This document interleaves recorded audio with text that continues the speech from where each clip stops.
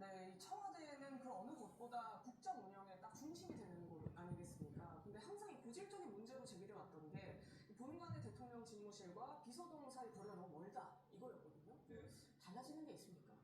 윤석열 정부를 제외하고 청와대를 사용해왔던 이전 정부와 이재명 정부 청와대의 가장 큰 차이점은 대통령과 3실장, 그러니까 비서실장, 정책실장, 국가안보실장이 여민 1관, 같은 건물에서 일한다는 겁니다.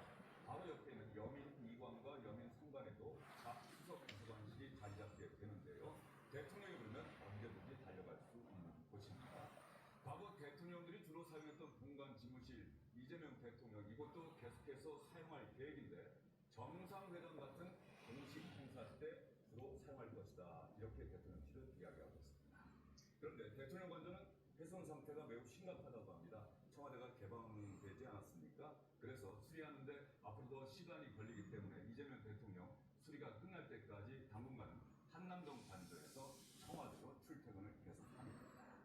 네, 그러면 이제 나중에 어쨌든 청와대 관저로 들어가게 될 텐데 이 청와대가 부족한 걸 같다는 얘기가 계속 나오잖아요. 네. 이런 일이 항상 있었는데 대통령이 고립돼서 민심을 제대로 파악하지 못하는 거 아니냐 이런 우려를 좀 불식시키기 위한 방안이 있을까요?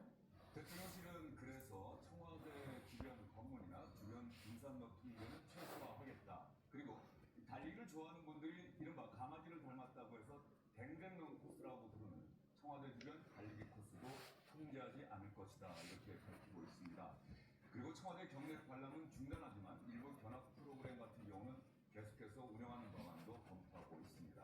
그렇다고 청와대 폐쇄성에 대한 우려가 완전히 해소되기는 쉽지 않겠죠. 공간이 의식을 지배한다는 것도 제대로 된 의견 수렴 없이 용산으로 이전을 강행했다가 정작 국민과의 소통은 외면했다는 비판을 받고 있는 윤석열 정부를 반면교사 삼아야 할 겁니다.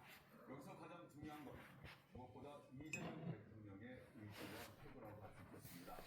대한민국 대통령이 원래 있었고 있어야 할 것이라는 청와대의 역사성과 상징성을 동원하는 동시에 청와대는 장소의 고립감 극복, 국민 그리고 정치권과 제대로 소통하는 모습을 국민이 체감하도록 하는 것 역시 내일 청와대 연구관으로 첫 출근을 하게 된 이재명 대통령에게 주어진 또 하나의 과제라고 할 수 있겠습니다. 그리고 청와대 복귀에 대한 이재명 대통령의 보다 분명하고 구체적인 메시지는 모레 근무일 때 나올 것이라